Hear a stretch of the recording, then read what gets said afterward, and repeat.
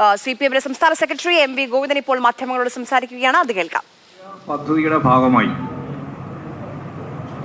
പണി പൂർത്തിയാവാത്ത രാമക്ഷേത്രം 25-ന്റെ അവസാനം മാത്രം പൂർത്തിയാകുന്ന രാമക്ഷേത്രം 24 ആദ്യം ഉദ്ഘാടനം ചെയ്യാൻ തീരുമാനിക്കുന്നത് രാഷ്ട്രീയമാണ്, വിശ്വാസത്തെ രാഷ്ട്രീയമായിട്ട് കൂട്ടിക്കലർത്തുന്ന സമീപനമാണ്, വർഗീയ നിലപാടാണ് എന്ന് ഇടതുപക്ഷം ആദ്യം മുതലേ നിലപാട് സ്വീകരിച്ചിരുന്നു.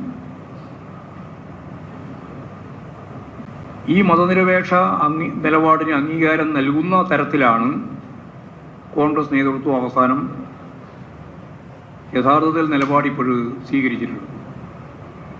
അപ്പോൾ ഈ സമ്മർദ്ദം ദേശീയ രാഷ്ട്രീയത്തിൽ കോൺഗ്രസിനെ, ഞാൻ നേരത്തെ പറഞ്ഞ പോലെ സംസ്ഥാന തലങ്ങളിലൊക്കെയുള്ള കോൺഗ്രസ് നേതൃത്വം രണ്ട് തട്ടിലാണെങ്കിൽ പോലും അതിൻ്റെ ദേശീയ നേതൃത്വം മതനിരപേക്ഷത ഉയർത്തിപ്പിടിക്കാനും ജനകീയ താൽപ്പര്യങ്ങൾ സംരക്ഷിക്കുന്നതിനും ഇടതുപക്ഷത്തിൻ്റെ നിലപാടും സ്വാധീനവും ഇന്ത്യൻ രാഷ്ട്രീയത്തിൽ അനിവാര്യമാണെന്ന് തെളിയിക്കത്തക്ക രീതിയിലുള്ള സമീപനത്തിലേക്ക് കോൺഗ്രസിന് പിന്നീട് എത്തിച്ചേരേണ്ടി വന്നു എന്നുള്ളത് തന്നെയാണ്. ഇപ്പോൾ ഒന്നാം UPA സർക്കാരിൻ്റെ കാലത്ത് ജനകീയ താൽപ്പര്യങ്ങൾ സംരക്ഷിക്കും വിധം അന്ന് ഇടതുപക്ഷം ഇടപെട്ടിരുന്നു. അതിൻ്റെ പരിണിത ഫലമായിട്ടാണ് രണ്ടാം UPAക്ക് തിരിച്ചു വരാൻ യഥാർത്ഥത്തിൽ സാധിച്ചത്. തൊഴിലുറപ്പ് പദ്ധതി ഉൾപ്പെടെ ഇടതുപക്ഷത്തിൻ്റെ പിന്തുണയില്ലാതെ രണ്ടാം UPA ഭരിക്കുകയും അവരുടെ ജനവിരുദ്ധ നിലപാടുകൾ, അതിൻ്റെ നയങ്ങൾ നല്ലതുപോലെ പ്രകടിപ്പിക്കപ്പെടുകയും ചെയ്തതിന് ശേഷം കോൺഗ്രസ് പരാജയപ്പെടുകയും BJP അധികാരത്തിൽ വരികയും ചെയ്യുന്ന കാഴ്ചയാണ് നമ്മൾ കണ്ടത്. അപ്പോൾ ഒരു കാര്യം വളരെ വ്യക്തമാണ്, ദേശീയ രാഷ്ട്രീയത്തിലും ഇന്ത്യൻ പാർലമെൻറ്റിലും ഇടതുപക്ഷത്തിൻ്റെ പങ്കാളിത്തം വർദ്ധിക്കേണ്ടത് അനിവാര്യമാണ്. മതനിരപേക്ഷതയും ജനകീയ താൽപ്പര്യങ്ങൾ സംരക്ഷിക്കുന്നതും ഞാൻ ഈ പറഞ്ഞതുപോലെ ഇടതുപക്ഷത്തിൻ്റെ വ്യക്തതയോടുള്ള കാഴ്ചപ്പാട് അനിവാര്യമാക്കുന്നു എന്ന് തന്നെയാണ് ഇതിൻ്റെ ഭാഗമായിട്ട് കാണാനാവുക. ഇതാണ് ഒരു പ്രധാനപ്പെട്ട കാര്യം. സംസ്ഥാന കമ്മിറ്റി ചർച്ച ചെയ്ത രണ്ടാമത്തെ ഭാഗം, കേരളത്തിൽ അതിൻ്റെ ചരിത്രത്തിൽ ജനാധിപത്യ മുന്നേറ്റത്തിൽ പുതിയ സംഭാവന നൽകുന്നതാണ് നവകേരള സദസ് എന്ന പരിപാടി എന്നാണ് പാർട്ടി സംസ്ഥാന കമ്മിറ്റി വിലയിരുത്തിയിട്ടുള്ളത്. ഒന്നാം പിണറായി സർക്കാരിൻ്റെ കാലത്ത് പ്രോഗ്രസ് റിപ്പോർട്ടിലൂടെ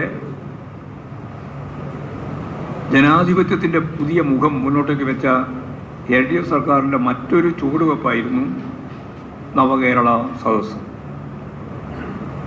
സർക്കാർ അനുഭവിക്കുന്ന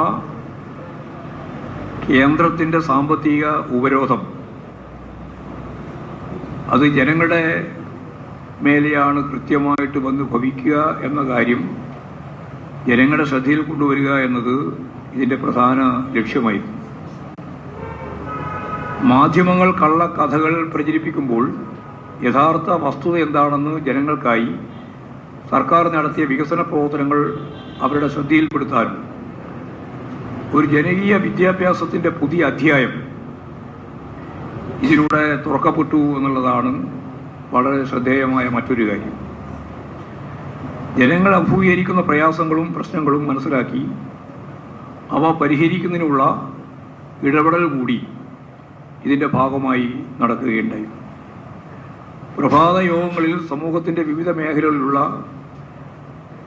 നിരവധി ആളുകൾ, അത് കോൺഗ്രസും അതുപോലെ തന്നെ മുസ്ലിം ലീഗ് ഉൾപ്പെടെയുള്ള നിരവധി പാർട്ടികളുടെ മുതിർന്ന നേതാക്കൾ ഉൾപ്പെടെ പങ്കെടുത്തുകൊണ്ട് നടത്തിയ ആശയവിനിമയം ഈ പരിപാടിയിലൂടെ നമുക്ക് പൊതുവായ കേരളത്തിൻ്റെ ഒരു ചിത്രം ലഭിക്കാനിടയായിട്ടുണ്ട് എന്ന് തന്നെയാണ് മുഖ്യമന്ത്രി ഉൾപ്പെടെ വിശദീകരിച്ചത്.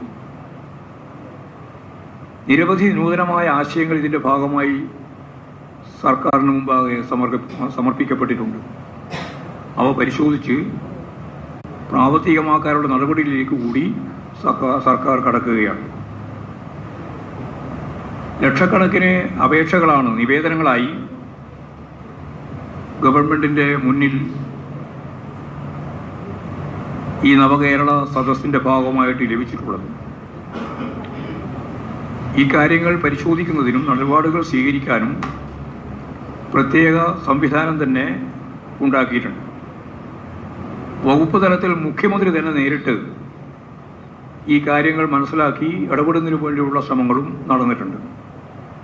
എല്ലാ ജില്ലയിലും ഉയർന്ന ഉദ്യോഗസ്ഥന്മാരെ ഈ പരാതികൾ സംബന്ധിച്ചുള്ള പരിഹാരം കണ്ടെത്തുന്നതിനും നിലപാടുകൾ സ്വീകരിക്കാനും ഇപ്പോൾ ചുമതലപ്പെടുത്തിയിരിക്കുകയാണ്. അപ്പോൾ ഇങ്ങനെ ഒരു പ്രശ്നപരിഹാരത്തിന് ഒരു വലിയ ശൃംഖല മുഴുവൻ തീർത്ത് ഗവൺമെൻറ് ആകെ മുന്നോട്ടേക്ക് പോകുന്ന ഒരു സംവിധാനം ഇതിനു മുമ്പ് ഒരിക്കലും ഉണ്ടായിട്ടില്ല. അപ്പോൾ ജനാധിപത്യ മുന്നേറ്റത്തിന് പുതിയ സംഭാവനയായി ഇത് മാറുകയാണ്. ഏതാണ്ട് 35 ലക്ഷം ജനങ്ങളുമായി സംവേദിക്കാൻ ജാഥക്ക് സാധിച്ചിട്ടുണ്ട്. ഇതിലൊരു പ്രധാനപ്പെട്ട പ്രത്യേകത ഈ പങ്കെടുത്ത, അതായത് നേരിട്ട് പങ്കെടുത്ത ജനങ്ങളിൽ പകുതിയിലധികം എല്ലാ സ്ഥലത്തും സ്ത്രീകളാണ് എന്നുള്ളതാണ്. സമൂഹ മാധ്യമങ്ങളിലും വാർത്താ മാധ്യമങ്ങളിലും ഉൾപ്പെടെ ഏതാണ്ട് 1.5 കോടി ജനങ്ങളുമായി നവകേരള സദസ്സിന് സംവേദിക്കാനായി. അത് വളരെ വലിയ ഒരു ജനസമുച്ചയമാണ് കേരളത്തെ സംബന്ധിച്ചിടത്തോളം. കേരളത്തിൻ്റെ ചരിത്രത്തിൽ സ്ഥാനം പിടിച്ച പരിപാടിയായി ഇത് മാറിയിരിക്കുന്നു എന്നുള്ളതാണ് സത്യം. നവകേരള സദസ്സ് ലക്ഷങ്ങളെ അണിനിരത്തി മുന്നോട്ടേക്ക് പോയപ്പോൾ UDF നടത്തിയ ബദൽ പരിപാടി ജനങ്ങളില്ലാതെ ശോഷിച്ചു പോയതും ജനങ്ങൾ എങ്ങനെ ചിന്തിക്കുന്നു എന്നുള്ളതിൻ്റെ കൃത്യമായ തെളിവുകളാണ്. നവകേരള സദസ്സിന് ജനപിന്തുണ ഏറുകയും UDFന്റെ ബദൽ പരിപാടി തകരുകയും ചെയ്തതോടെ ജനക്കൂട്ടത്തിലേക്ക് കയറി അങ്കലാപ്പുണ്ടാക്കുന്നതിനു വേണ്ടി, അലങ്കോലപ്പെടുത്തുന്നതിനു വേണ്ടിയുള്ള ശ്രമമാണ് പിന്നീട് കേരളത്തിൽ നമ്മൾ കണ്ടത്.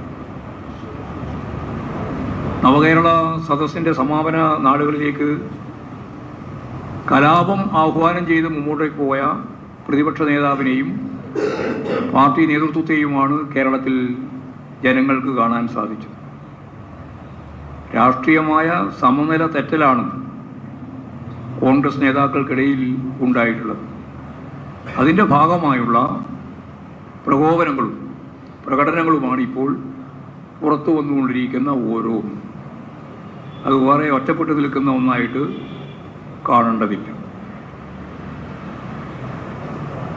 മാധ്യമ രംഗത്ത് അതിശക്തിയായ കടന്നാക്രമണത്തിന് വിധേയമാവുന്ന പാർട്ടിയും പ്രസ്ഥാനവുമായി ഇടതുപക്ഷ പാർട്ടിയും ഗവൺമെൻറ്റും ഒക്കെ മാറി നിൽക്കുന്ന ഈ സാഹചര്യത്തിൽ ദേശാഭിമാനിയുടെ ഊപ്പി വർദ്ധിപ്പിക്കുക, വരിക്കാരുടെ എണ്ണം കൂട്ടുക എന്നുള്ളതെല്ലാം സാധാരണ നിലയിലുള്ള ഒരു രാഷ്ട്രീയ പ്രവർത്തനത്തിൻ്റെ കൂടി ഭാഗമായിട്ട് മാറിയിരിക്കുകയാണ്. കോഴിക്കോടാണ് ആദ്യം പ്രസിദ്ധീകരണം ആരംഭിച്ച കേന്ദ്രം. അതിപ്പോൾ ചില പത്രങ്ങളൊക്കെ പാലോറ മാതയെല്ലാം ഓർമ്മിപ്പിച്ച് അതെല്ലാം ഇവിടെ പോവുകയാണ്. അതൊന്നും ഓടി പോകാൻ പോകുന്നില്ല, അതെല്ലാം കൃത്യമായിട്ട് തന്നെ ഉണ്ട്. കോഴിക്കോട് ബ്യൂറോൻ്റെ ആസ്ഥാനം ഇപ്പോഴും ആ കേന്ദ്രത്തിൽ തന്നെയാണ്, അത് മാറുന്നില്ല. എന്നാൽ ആധുനിക